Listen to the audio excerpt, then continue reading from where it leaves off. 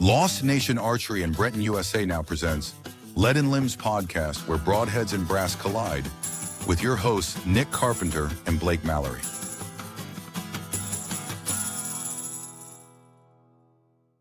Well, we are after a work day, crazy day, and we decided to kick it on one more time. We're still playing. Obviously, if you've been watching any of the videos, everything's been slightly different with each episode, but we're getting it dialed in. So it's definitely a work in progress. I was just thinking about your cord length here.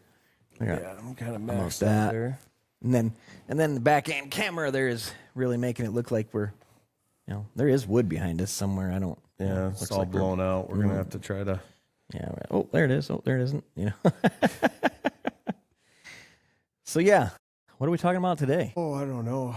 We got a bunch of stuff. Actually, I got a phone call today about some frozen deer urine. I told the guy, well, I'm in Michigan. I'm like, it's illegal to use. And he's like, I'm calling everybody in Michigan today. And he goes, really? And he looked it up. It says it needs to be approved by so-and-so association. I go, are you? And he goes, I don't know. So he's going to send us some stuff and we're going to find out if he's approved or not. But right on. But yeah, no, there's a bunch of stuff like that going on in Michigan right now. We just had some big news here in the last couple hours. It sounds like Guns and Ammo are going to do a write-up. I'm hoping for like front page kind of stuff. That's awesome. On our rifle. That'd be big. Combination of our rifle and Tom from Thunder Valley Precision's barrels that he makes there. It's a carbon fiber barrel, so I mean we're hoping that kind of works out and goes together. But that could be a cool marriage there. We sent a couple rifles out with some representatives from Hornaday and some representatives from AR-15 and Guns and Ammo, and they went out on a hog hunt in Texas, and we've gotten great reviews from everybody over there. So exciting news. They want to do a phone conversation I think it's tomorrow in the afternoons. Could be something pretty big. That'd be nice. Yeah, I mean, I just know what the article Cody wrote that's over there on the wall. Did. I mean, so if you got any, and that was like, center of the magazine. So. Yeah, that was like page 130 or something like that. So I mean, if we can get anything, I would take anything at this point, but any exposure is good exposure, so. And hopefully this podcast starts to pick up and push things through too. Well, so. Technically we haven't even released any of them yet. So. I know, we just keep recording these and they may just end up being something that we all just keep for the rest of our lives. Yeah, we're gonna roll them out one way or the other. We really haven't talked much on. We did a Breton episode. We haven't done it like a Lost Nation. No, maybe we should do that. So let's talk a little bit about a Lost Nation and who originally bought it, where it originally came from, what you guys actually do at Lost Nation, and I don't know. Let's dive into that just a little bit more. So Lost Nation, I believe it was in New Hampshire. A guy started it, and he always said if he had a company, he was going to name it Lost Nation Archery because the state ground by him was called Lost Nation State Ground or whatever it was. Public hunt. So we could probably look that up and tell you exactly where it's at. All that's on my website. Yeah. So, and then about 23 years ago, Larry Murray and Janice Murray bought it and moved it to Michigan. And so for 21 years, they ran it in southern Michigan out of his garage. Yep. And I bought some bows there. I mean, I bought my first bow there about 12 years ago now.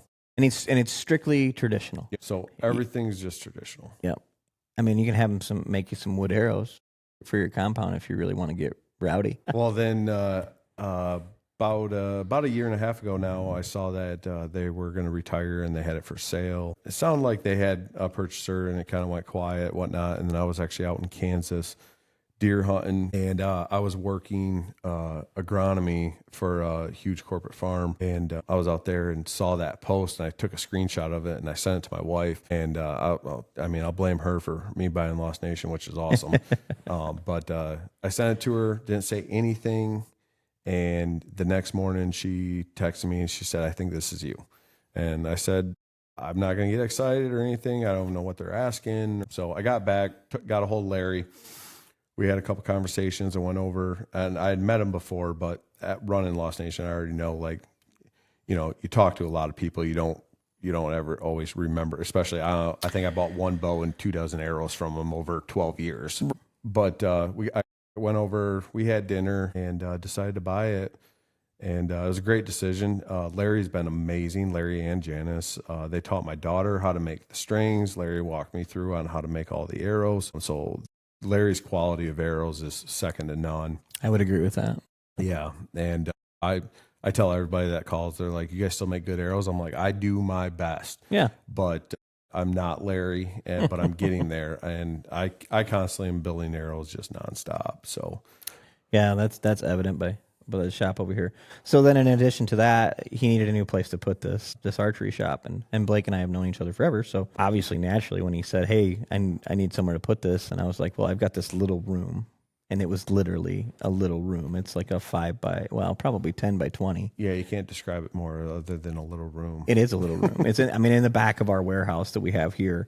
And I said, well, you can, we build rifles here, but you can have this little room until I'm planning on putting addition on, but the addition is not here yet, and it's going to be sometime in the spring. And so he moved all of his stuff into this little room and ran that archery shop out of that little room for the first 3 to 4 months, maybe 5 months. It was pushing, I bet you, it was February to September. Yeah.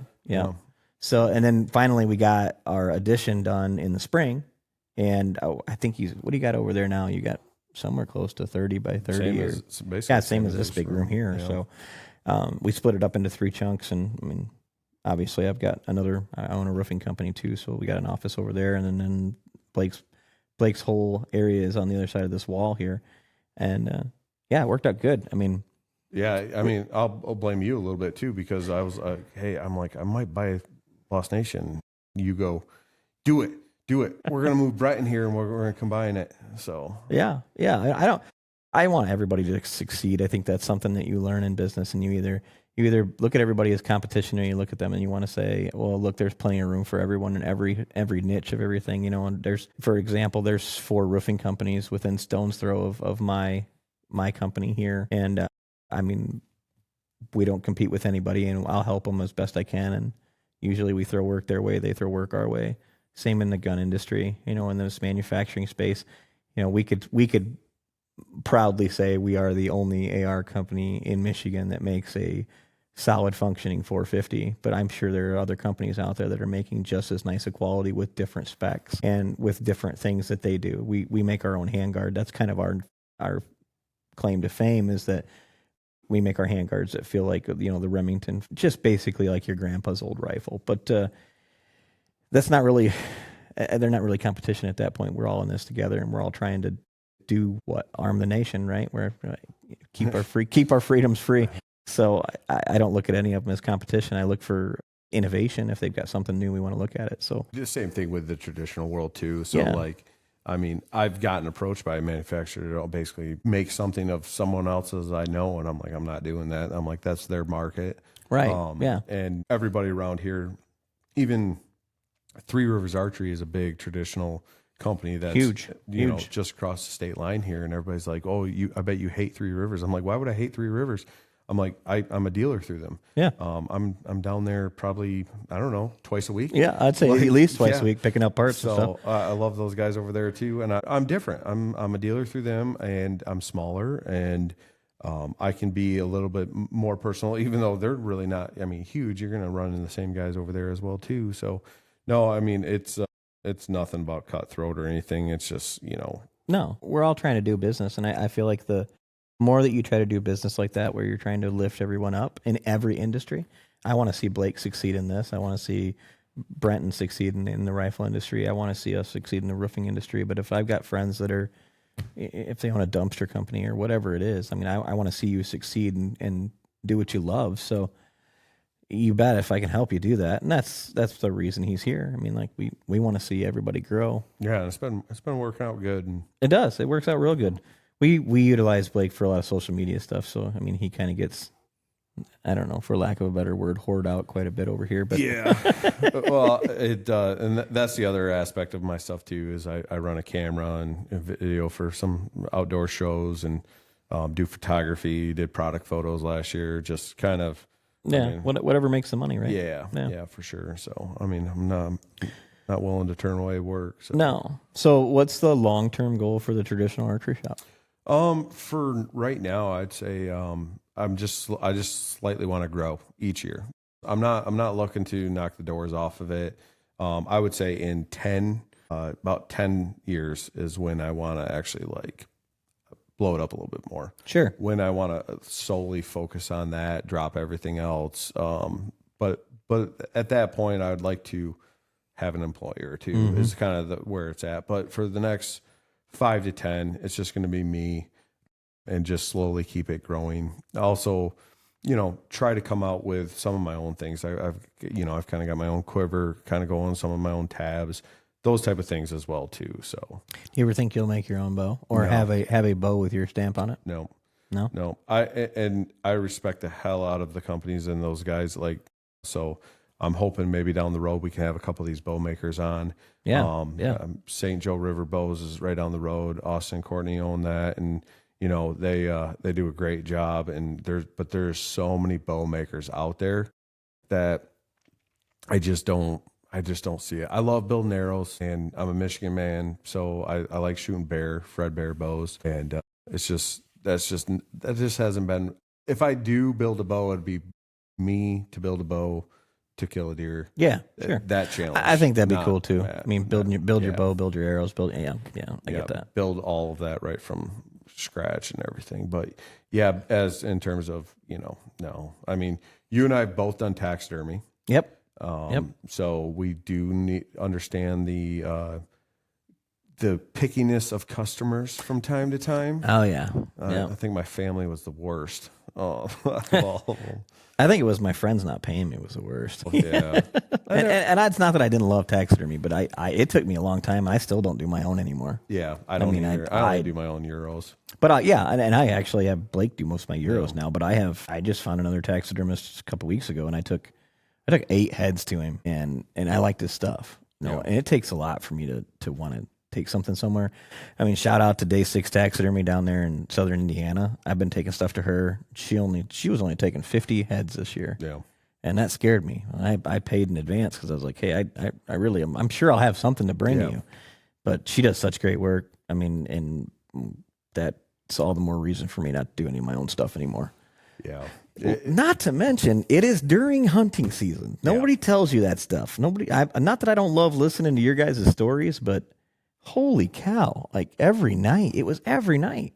And I think it's great that you guys got to go out hunting, but Nick didn't get to go out hunting because he was, caping, fleshing, turning, whatever, yesterday's trophy from somebody else. That's probably why I wasn't that good at taxidermy, because I would be like, just throw in the freezer. I'll see you in February. I got to that point too, where I was like, it'll be a year. I only had 13 of them to do. It just, taxidermy for me was, I made ends meet during some rough patches with career changes and stuff when I was doing the taxidermy, but I never had any problems with nobody not paying me, but I always took half up front when I took the deer head, and then they couldn't pick it up until they got the other half. Well, they would just sit on the wall until 6 months later.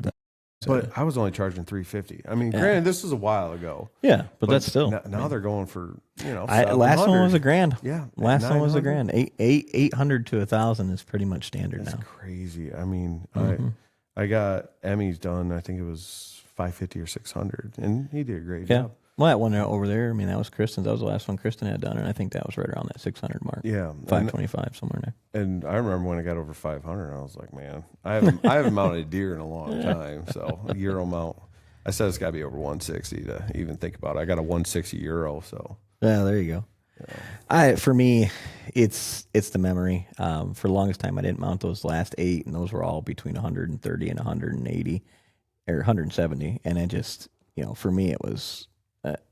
If it wasn't a priority, but I did tan all the capes, so I had at least all that done just in case I wanted to. And then finally, I was like, well, I probably ought to get some of these off the fireplace. Well, I had a buddy, and this is about when I was writing my book and stuff on basically how to destination deer hunt on a budget.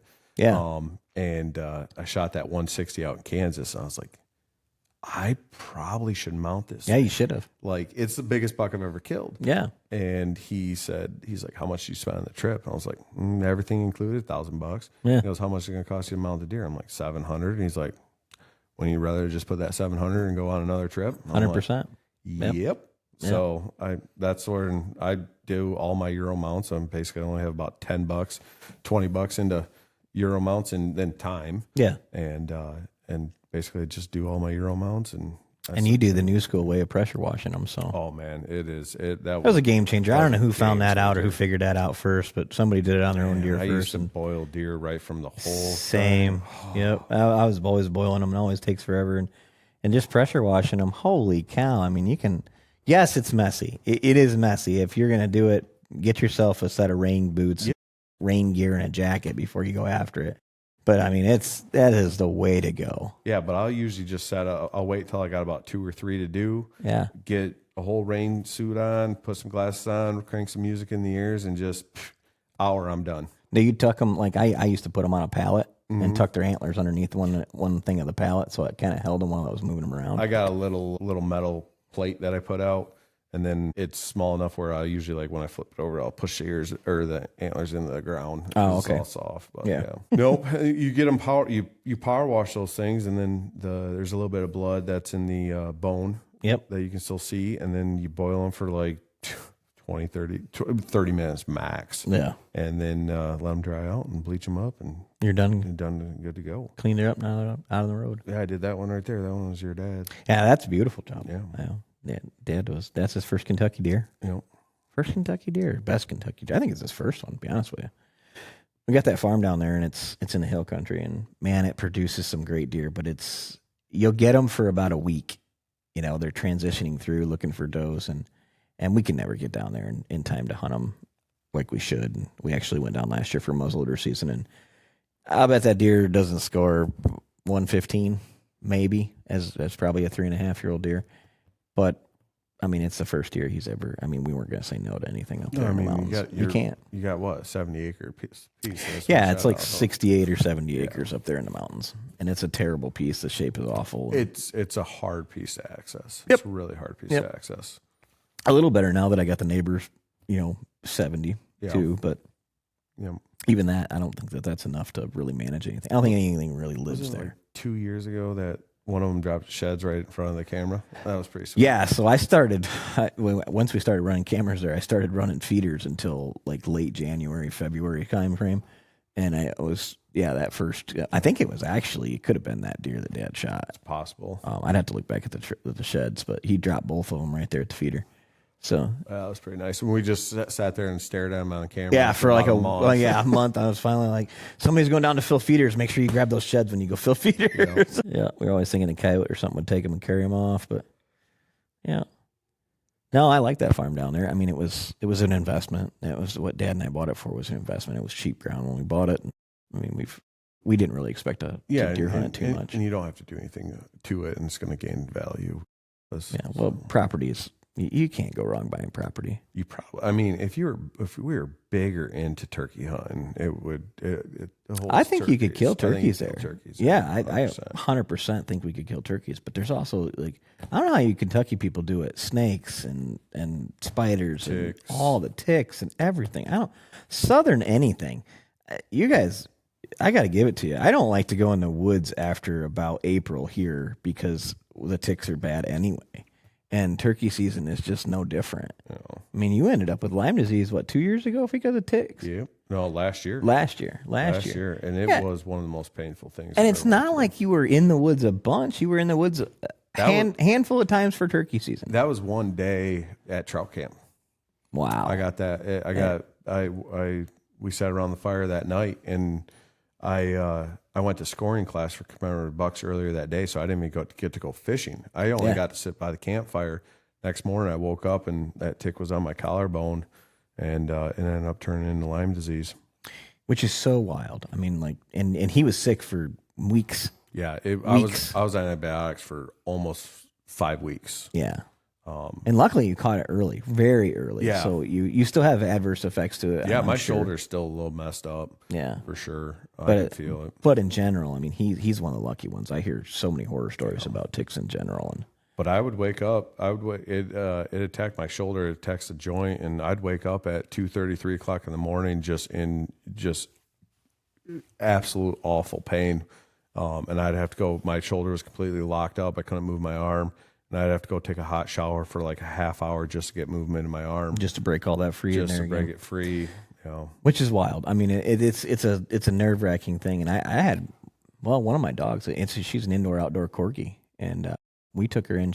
She's 7 years old. We thought she was kind of getting a little bit old and owly, and we'd give her some vitamins, and she'd feel better, and she'd kind of be stiff in her back hand and out. Well, sure enough, we took her in, and they tested her for Lyme disease. Like, hey, she has Lyme disease. They put her on antibiotics, got her cleaned up, and she's feeling better. And it is a night and day difference in that dog. Yeah. So, I mean, it's rough, and I mean, every animal. It's rough in us. It's rough in them. It's not something. And I got to hand it to you guys down there, because there's no way in hell I'd be in the woods. And I hate doing food plots and all that stuff in Southern Illinois that time of year. I love doing that stuff. I hate the ticks. I still remember I met one guy that I was working with, and he ran the South Carolina division. Yeah. And their season opens like, I don't know, July, dang near. It opens so early. And I go, you been getting out and hunting? He goes, hell no. He goes, the ticks would just eat you alive. And he's like, no. He goes, you wait until it's cold. And I was like, because being from Michigan, first day of season, we're out. We're hunting. Well, nobody really talks about it. Like midsummer, we had cameras in Kentucky, and we let them run all summer, and you would get does that would walk by, and their ears are just shredded, and the back end of their ears are just raw, and it's ticks and flies that are just eating. I mean, just blood from one side to the other. And you can't imagine those animals living in that southern states. And that's just Kentucky. I can't imagine going any further south and having to deal with that. You don't hear about it as much out in Kansas and places like that, but I know they do have ticks out there too. Yeah. I mean, I know they do, because it seems like anytime that anybody's ever caped a deer out and brought a cape back when we were in taxidermy, every one of those capes had ticks in them. Yeah. So they don't die out there. They don't get cold enough. Well, they were out in Iowa. We were, luckily the temp had dropped, and we didn't really get too much more on. Do you spray down when you go? I sprayed. It was some type of like. Is it Promethean? No, this was a natural. I do not use bug spray ever. And yeah, I'm kind of the same way about sunscreen, bug spray, and I don't use stuff. Sunscreen at all either. And this is like a natural, and it said tick repellent on it. Yeah. I tell you what, though, after getting Lyme disease, you can give me a stick of butter and say tick repellent on it. I'll rub it all over myself. Right. Yeah. See, so what I have been doing, and the Promethean, or I'm probably saying it wrong, but that stuff is spray on your clothes 7 to 10 days before you go. And that's the problem, is I never can plan out. Yeah, see, I always spray mine, and I can do. I'd rather do that than the other. But also, when I went out shed hunting in Southern Illinois, I was wearing their tick repellent gaiters. Oh yeah, that have like something other than a 3D pattern or something they can't climb on, or something they don't like.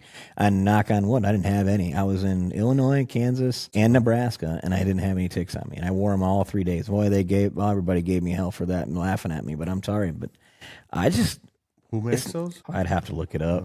I wore my Badland Gators out in Iowa. I bought them. I literally go over. I've got brush pants that I wear because I love my brush pants, but they go right over top of that, and they don't hook to your boot, but it's just basically from your ankle up to about mid calf. Gotcha. Yeah.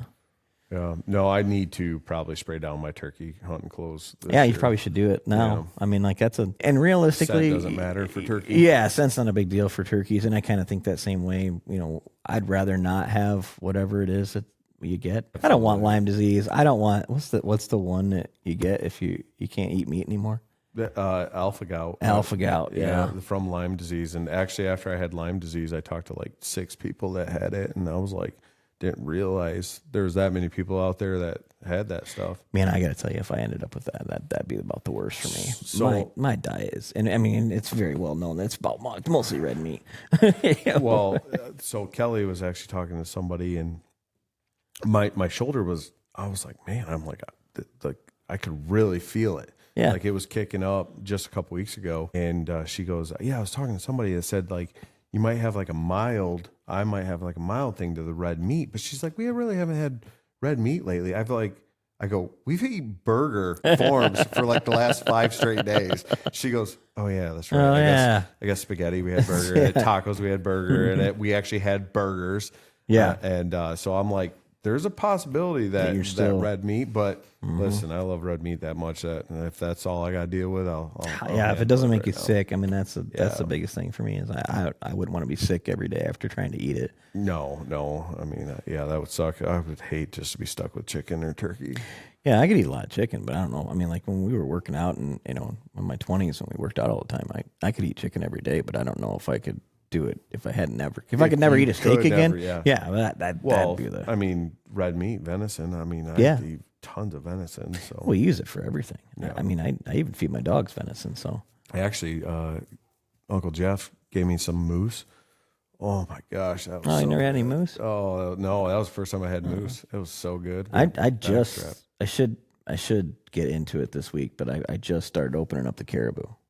Oh, did you? From Canada. Yeah, we'll on probably one of the next episodes we need to talk about last season. Yeah. And then you can talk about your you can cry a little bit about your about my moose. Yeah. That's a rough. We should save that one. That's a rough deal. We'll hit that on the next one where it's just us. Like we keep saying it, we're just keep plugging away here, but we do have some guests lined up. So, and oddly enough, we keep calling like local guests and people that you think would want to be on, and we're going to start bringing in some heavy hitters because I think those are the only people that like us enough to get on there. Everybody else is too afraid to come on. That. Like I understand that people don't want to give away their spots. Like I mean, it was tough for me to write that book and try not to give away information, but then. Like, if you actually read in my book, I name state grounds. Yeah. But those are the grounds I'm never going back. Right, yeah. They got blown up. There was people that were hunting them. Other people. So, but yeah, I get it. Well, I do too. It's not that I don't. I think that everybody has something to tell. It's just like in business, like I learned, I guess when I was building businesses and when I was building the first business, they tell you to get as much knowledge as you possibly can. So I had lunch, breakfast, whatever I could do with probably 15 people that were worth $10 to $15 million, and they want to tell you their story. Yeah. But you got to ask the right questions. And I think that, that's the way you gain knowledge. So they were willing to give that knowledge up for free to just somebody that was, they didn't even know whether I was going to succeed or not succeed or whatever. But I had the ambition to ask. And I had the ambition to ask for lunch or a dinner or whatever, or just sit down with them and have a conversation just like we're doing now. And you just ask them those simple questions. How did you get where you're at? What did you do? What would you do different? I mean, those are, and they will tell you, those people will open up. So I think that's the same way in the hunting industry, right? Everybody has those things that they've done that they wish they would have done differently, or they wish they would have done earlier. Or maybe they never got to do this thing. What's on your bucket list of things you never got to do? Or, everybody has something or some little tidbit.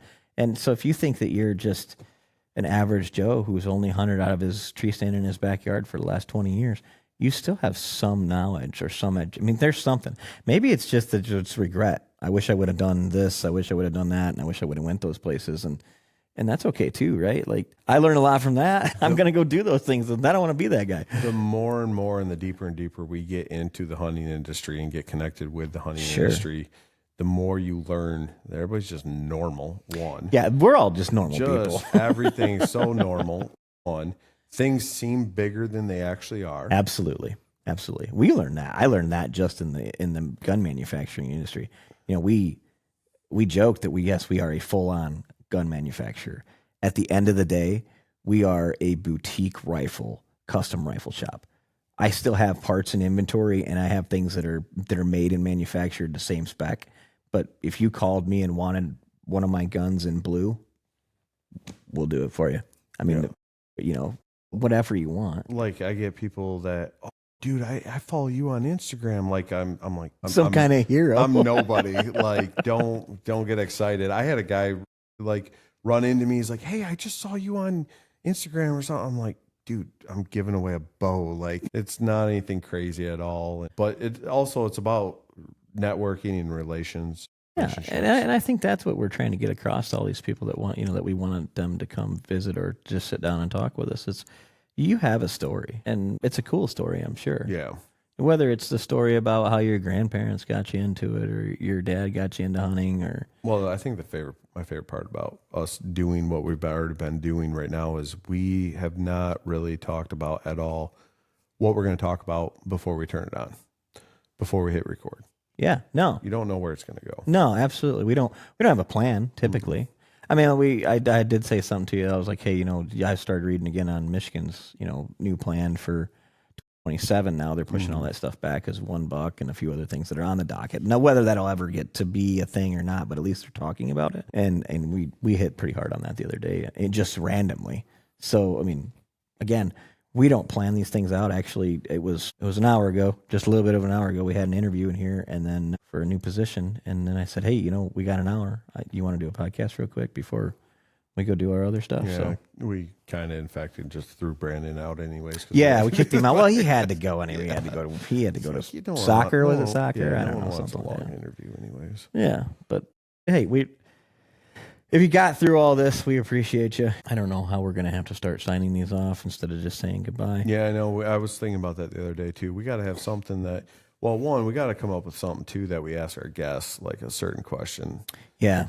I like that. Well, yeah, we'll come up with something. Well, every podcast I've been on for other people's. Or ChatGPT will ask you something. Yeah, we just random draw a question. Yeah, well, we could do that. I mean, we could do like a spinner board of, hey, there's 10 questions on the board. You got to answer one of them. We got a challenge board here for you. Yeah, there we go. Something. We'll do something. I agree, though. The guests should definitely have some kind of question they have to answer.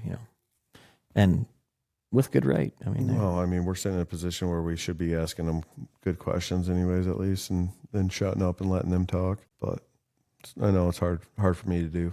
So. Same. Maybe that's why I like podcasts so much. All right. Well, my phone is buzzed 4 times. If you guys see me while looking at my watch or whatever, but it's evening, and I think I'm getting ready for dinner. Yep. Sounds good. Okay. Let's wrap this up. See y'all later. See ya. Thank you for listening to Lead and Limb Podcast, brought to you by Lost Nation Archery in Brenton, USA.